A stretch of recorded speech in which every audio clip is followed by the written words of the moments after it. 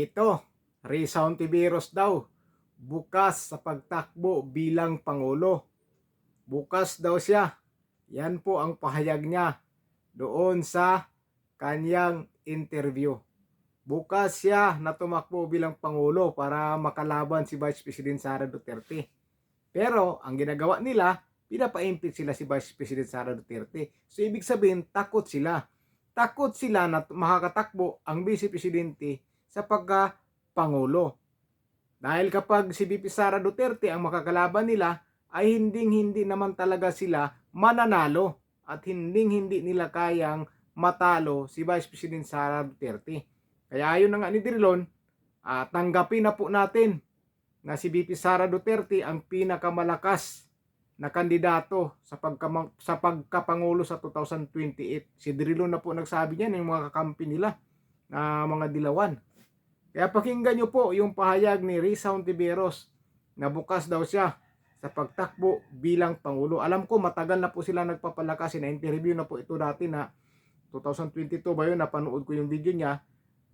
Nag-umpisa na raw silang nagpapalakas 2022 pa lang. Napakatagal pa nun. Diba? Pakinggan nyo po yung pahayag ni Risa Hontiveros. Ayon kay Hontiveros, bukas siyang tumakbo bilang Pangulo o pangalawang Pangulo. Umaasang mambabatas na maghahanap ng alternatibo mga Pilipino. I would be willing to take on any task na hiningi ng United Opposition. I remain open, I remain willing. Kung magkaisa kami sa usaping 2028, palagay ko yun yung magpapalakas ng tsansa namin. And kung sino ang buuin naming team or slate para doon, susuportahan ko yun. Nakataya akong gawin ang lahat para mag-materialize yung ganyang scenario. United Opposition, strong candidacies. Sinagot din ni Hontiveros ang paratang ni Duterte na ang impeachment complaint na inendorso ng akbayan ay naglalayong isulong ang ambisyon ng senadora na maging Pangulo sa 2028. Siya yung nagbanggit ng pangalan ko kaugnay ng impeachment. Tapos dinugtong pa niya sa eleksyon. Para sa akin, salitang impeachment pa lang, ang klaro na sa isip ko kung ano yung responsibilidad ko. At nilalagay ko na yung sarili ko sa ganyang frame of mind sa posibilidad ng impeachment trial dito. At yan ay walang iba kundi maging senator judge na magtitimbang ng mga ebidensya at batay sa konstitusyon, magdidesisyon or boboto dyan. Ayun, bukas siya sa pagtakbo bilang Pangulo kung pagkasunduan ng kanilang grupo.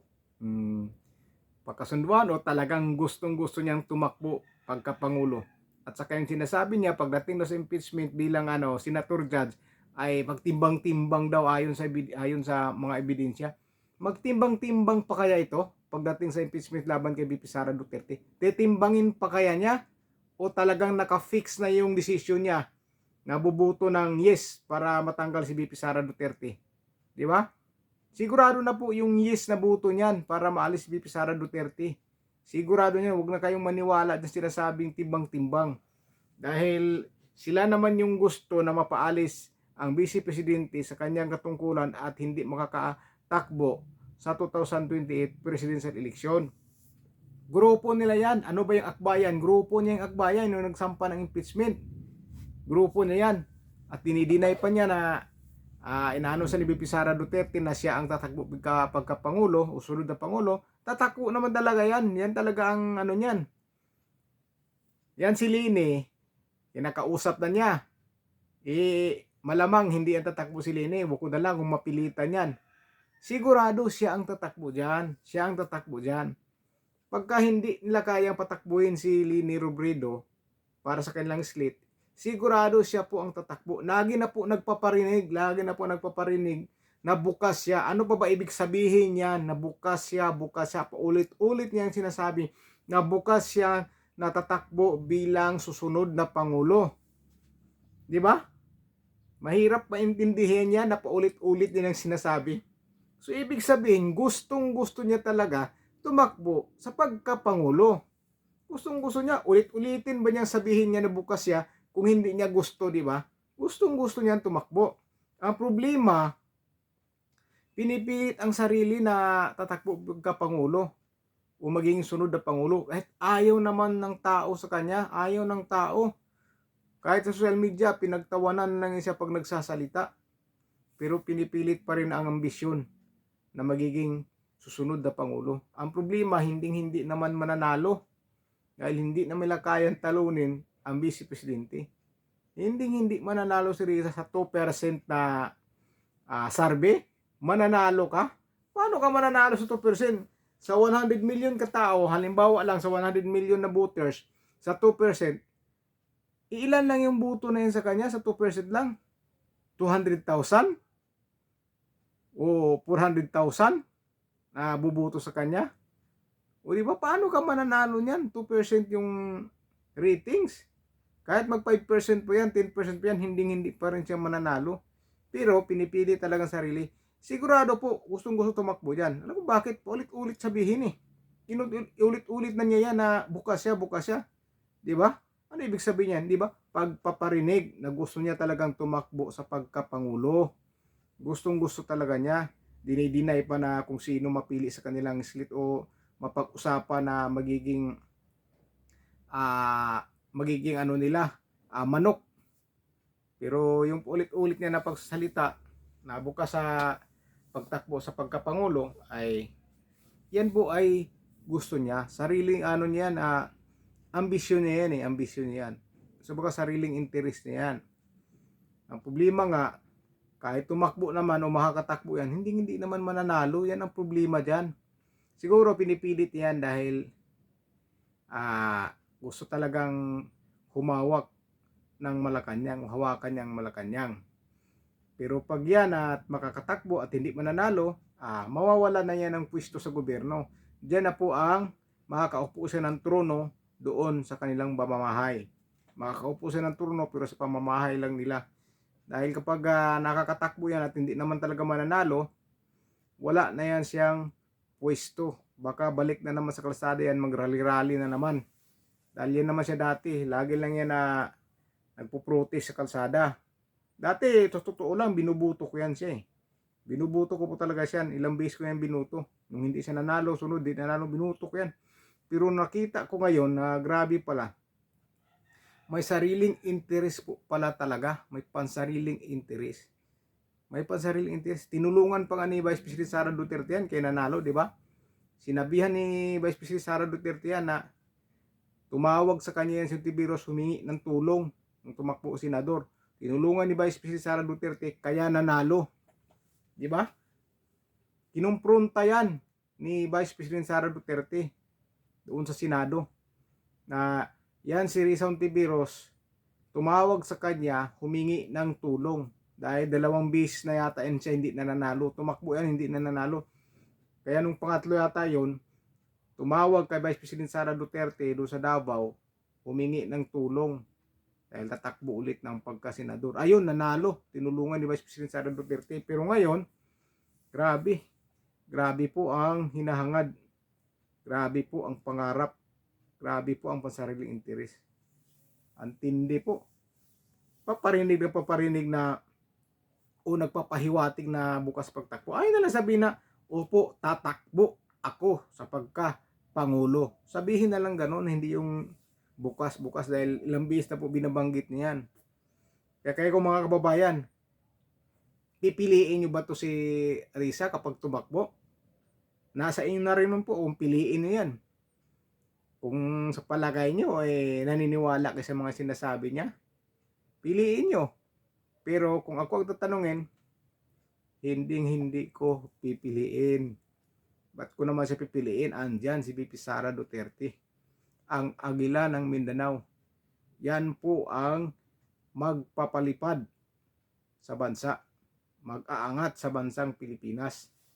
Dahil VP Sara Duterte, matinong pinuno, matinong leader, tapat sa bayan at tapat sa serbisyo, nagtatrabaho ng totoo para sa bayan. Kaya dyan ako bilib na bilib kay VP Sara Duterte. Kababaeng tao, kung ano-anong pinupukol sa kanya ng mga pagbibintang, pinagkaisahan. Pero ayan pa rin, nakatayo pa rin siya. Lumalaban, hindi umuurong sa laban.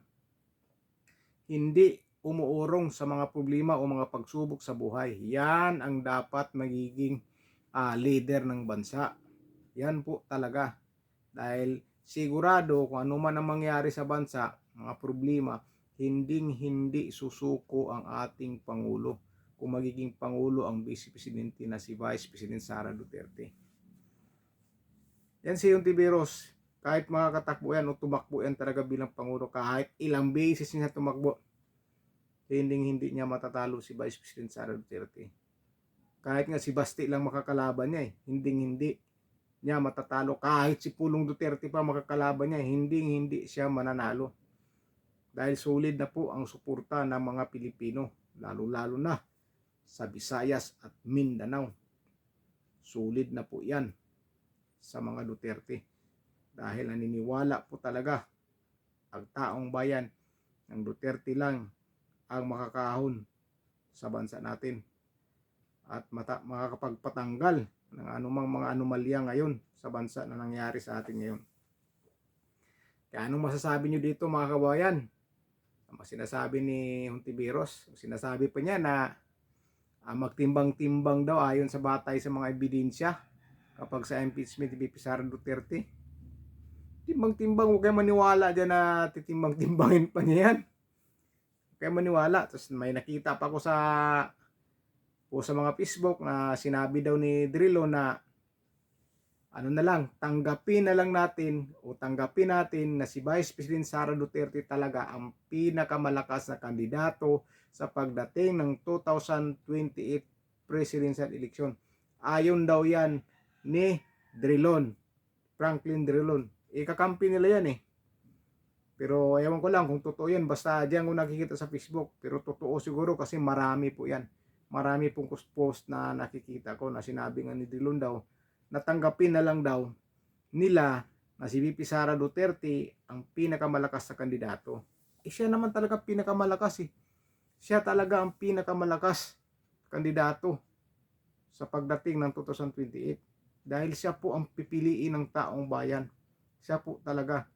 Wag lang sana talaga nilang madaya o dayain. Walang dayaan sana.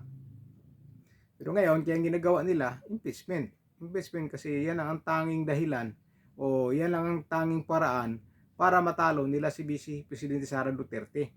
Yan ang talagang paraan. Impeachment lang ang paraan nila dyan para hindi makakatakbo si Vice President Sara Duterte. Impeachment lang talaga ang problema. Hindi naman sila magtatagumpay. Mabibigo pa rin sila sa kanilang mga plano. Dapat patas lang. Tumakbo sila. Hayaan mong tumakbo si Vice President Sara Duterte. Pumariha sila. Huwag yung kung ano-anong pinagbibintang nila kay Vice President Sara Duterte, di ba? Pinagbibintangan para masira sa taong bayan. Ang problema, ang taong bayan mismo ang nagagalit sa paninira nila kay Vice President Sara Duterte. Alam naman po kasi ng taong bayan na walang kasalanan ng Vice Presidente. Nagtatrabaho ng maayos, matinong opisyal ng gobyerno. Puro trabaho lang, puro trabaho. Walang ninakaw ni singko, di ba? Pakabuting tao pa. Pupunta kung saan mga sulok sa Pilipinas. Matutulungan lang ang taong bayan. So yun lang po mga kababayan. Comment nyo lang sa baba. Maraming salamat sa inyo.